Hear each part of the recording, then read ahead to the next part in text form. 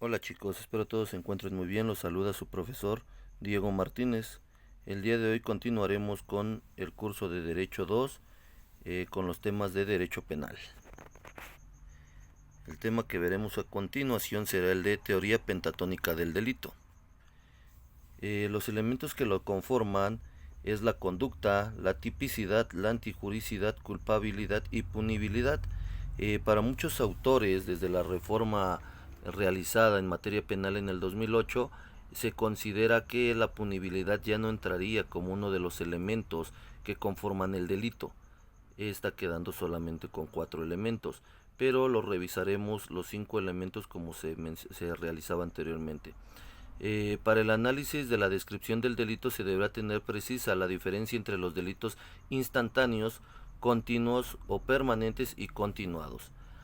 Al igual se va a revisar los aspectos positivos y aspectos negativos de estos 5 tipos de la teoría pentatónica del delito, de los 5 elementos que esta teoría contiene.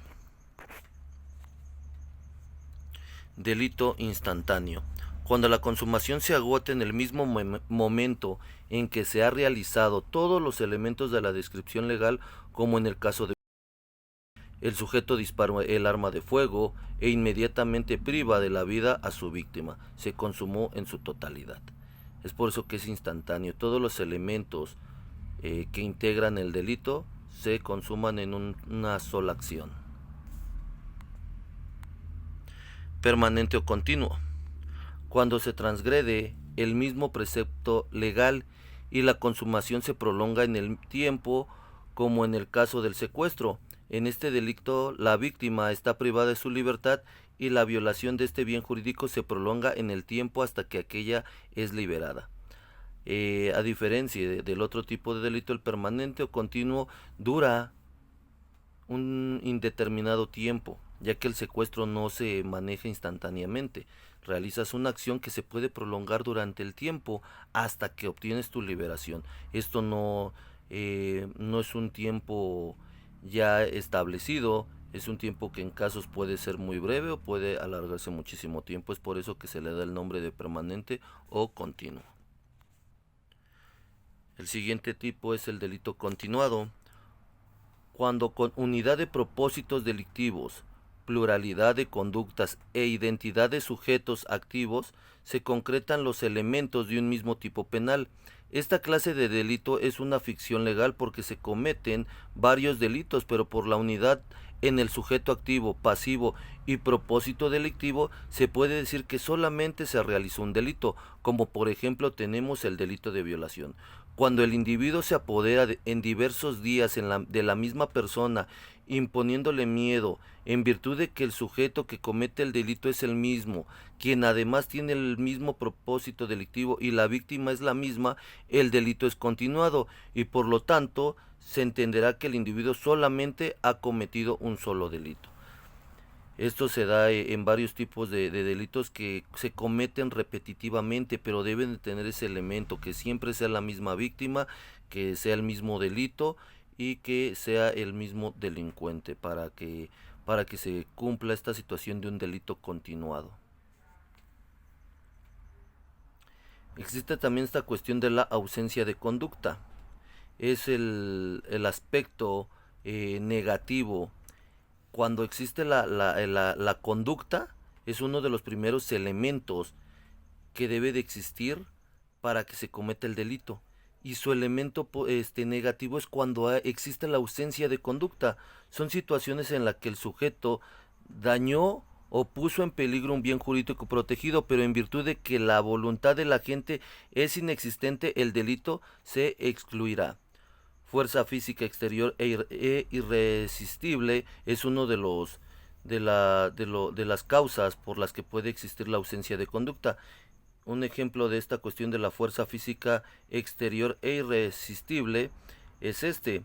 Tenemos el caso del vehículo A, que está detenido esperando la luz verde del semáforo y al momento que está cruzando un peatón frente a él, llega por detrás el vehículo B, que lo impacta y en consecuencia el vehículo A atropella al peatón, quien pierde la vida.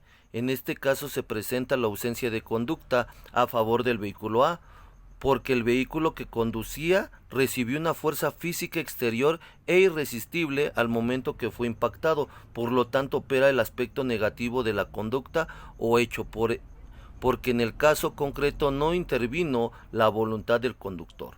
Es una de las causas o uno de los fundamentos que se da cuando no existe ningún tipo de delito. ¿Por qué? Porque hay ausencia de conducta, que hay una fuerza exterior que obliga a otra persona que no tiene ni la intención y ni siquiera es por su voluntad ni la fuerza que él genere, sino que viene de otro elemento, por lo cual se comete el delito. Pero hay ausencia de conducta, por lo cual no se puede tipificar el delito como tal. La tipicidad y atipicidad es otro de los elementos de la teoría del delito.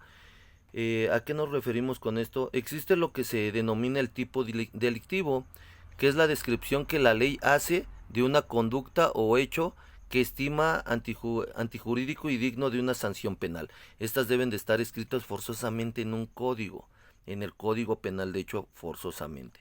El tipo y la tipicidad son totalmente diferentes. El primero es solo la descripción de la conducta o hecho delictuoso, y la tipicidad es la adecuación exacta de una conducta o un hecho con el tipo descrito en la ley. Esto es muy importante porque una cuestión es lo que está escrito en la ley y otra, cuando la persona realiza la conducta, debe de encuadrar totalmente con el tipo penal. Tu conducta debe de estar totalmente encuadrada con lo que dice el Código Penal, ¿vale? ¿Qué es la tipicidad? Es la no adecuación o encuadramiento de una conducta al tipo descrito por la ley. Si esto no encuadra, no te pueden acusar de un delito. Forzosamente debe de encuadrar perfectamente. La tipicidad específicamente considerada puede prevenir de la falta de la exigida referencia a las condiciones del sujeto activo, del sujeto pasivo, del objeto, del tiempo, lugar y del medio especialmente previsto, así como de la ausencia de la conducta, de los elementos subjetivos, de lo injusto y hasta de los elementos normativos que de manera tácita ha incluido de la ley en la descripción típica. Estos elementos son necesarios forzosamente. Todos estos elementos que se mencionan deben de cuadrar para que la tipicidad pueda darse en un delito. Antijuricidad y causas de justificación. La antijuricidad es un juicio de valor objetivo que se hace de una conducta o hecho típico que lesiona o pone en peligro el bien jurídico protegido. En lo contrario a derecho, por lo tanto, no basta que el hecho sea típico, sino que se necesita que sea antijurídico, contrario a la norma penal. Esta cuestión debe de ser forzosamente contra las leyes. Tu acción que realizas o la omisión debe ser contra la ley. Existen ahí algunas causas de justificación, por lo cual ya no entraría la antijuricidad. Si existen estas causas de justificación, ya no sería antijurídico. Las causas de justificación son aquellas circunstancias que rodean a los actos u omisiones y que eliminan el juicio objetivo de la antijuricidad. Es decir, estas causas impiden que una conducta que se encuadra exactamente en un tipo penal sea antijurídico o contrario a derecho. Uno de estos ejemplos es el consentimiento del titular. Todos estos elementos o estos supuestos los vamos a revisar en clase virtual. Necesito que investiguen algunos ejemplos para que los puedan entregar de tarea. Otro tipo de causa justificada es la legítima defensa. Es una de las que ustedes han mencionado mucho en clase y que es una de las que conocen. El estado de necesidad también es otra causa de justificación, y el cumplimiento de un deber o ejercicio de un derecho. Esto los vamos a revisar en clase virtual, ¿vale, chicos? Culpabilidad e inculpabilidad.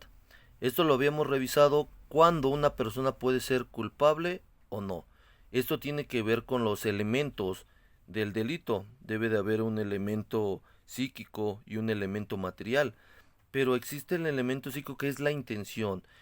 Cuando no existe intención de cometer un delito o cuando sí existe esa intención. El dolo. Debemos considerar el dolo como una intención prevista y querida por el agente, dirigida a la obtención de un resultado delictuoso. Es cuando tienes toda la intención, ya lo habíamos mencionado, un delito doloso es cuando se tiene toda la intención de realizar ese acto de que al final es un delito. Y el segundo elemento, la culpa. El delito culposo se presenta cuando no se quiere producir el resultado, que era previsible y evitable, pero por haber actuado con falta de pericia se produce un resultado que no se quería. Esta cuestión es cuando no tienes la intención de cometer el delito, pero ahí como lo menciona, por falta de pericia, de habilidades. Tú quizá vas manejando, o no sé, al ir manejando atropellas a alguien sin querer porque salió tus reflejos a lo mejor no lograron evitar el que tú atropellas a alguien o lo mataras. O tal vez cuando tú estuvieras limpiando un arma, porque a lo mejor te dedicas a eso, y sin querer se acciona y lesionas a alguien. Eso es un delito culposo. No tienes la intención, pero se comete. Y hay otro tipo que combina estos dos. La teoría no lo acepta como tal. La preterintencionalidad. Diversos autores niegan la posibilidad del delito preterintencional, argumentando que en la misma actitud psicológica del autor no pueden existir simultáneamente el dolo y la culpa. Por otra parte, surge un controvertido debate entre los doctrinarios del derecho penal en decidir es la naturaleza de la pretensionalidad. Para unos se trata de una forma de dolo, para otros es de culpa, y para un grupo reducido se trata de una combinación entre dolo y culpa. Esta figura se da por la cuestión de que hay muchas personas que intentan a lo mejor están conscientes que podrían cometer un delito, pero al final sin la intención cometen otro. Un ejemplo sería a lo mejor en una riña, tú estás peleando y esa persona a lo mejor tú la golpeas y lo único que intentas es defenderte y quizá lesionarla para que no te siga, no te perjudique a ti. Pero a lo mejor en ese golpe tú al golpearlo cae y se golpea la cabeza con una piedra y él muere. Tu intención nunca fue el matarlo, pero se da esa actividad, pero si tenías la intención de golpearlo, es por eso que para ellos se combina, pero al final se podría manejar como un delito culposo, ya que se está agrediendo otro bien jurídico tutelado que es la vida. Sin la intención lo estás matando, por eso se podría volver un delito culpable. Eso lo vamos a analizar también de mejor forma en clase presencial, en clase virtual, perdón. La punibilidad y causas absolutorias. ¿Qué es la punibilidad? Es la amenaza establecida en el tipo por la comisión del delito, siendo la consecuencia que deriva de una conducta típica antijurídica y culpable. Como tal ya es la pena que se le impone, pero se debe de revisar cuál es esa punibilidad, porque no se les da exactamente la pena que establece el código. Este debe de revisar todos los elementos, si hay algún elemento que acredite que pueda tener un atenuante, un agravante, eh, esa conducta que realizaste. Y la punibilidad ya es el castigo que se te imponga. Y existen las excusas absolutorias. Son ciertas situaciones en las que, que por razones de política criminal se considera pertinente no aplicar una pena en concreto. Un ejemplo de estas serían las penas innecesarias. Quizá el individuo que comete el delito, no sé, el Código Penal Federal menciona que si ese individuo eh, tiene una edad ya avanzada, que menciona que sea mayor de 70 años, por lo cual pues ya no sería necesario ponerle una pena. Ya no tiene como tal la validez o no tendría la intención que se debiera porque podría ser posible que es una persona que ya no va a cumplir su sentencia como tal, ya solamente estaría unos años y a lo mejor la sentencia es muy grande. O esas personas que tienen una enfermedad ya terminal, como el cáncer, como el SIDA, a lo mejor estas personas ya están en la etapa terminal, no tendría caso ponerles una pena a una persona que ya va a morir. Ok, chicos, estos serían los elementos de la teoría pentatónica del delito. Los vamos a revisar algunos puntos. Revisen su Classroom para que puedan entregar sus tareas y poder participar en clase virtual. Pues esto sería todo, chicos. Gracias por su atención. Hasta luego.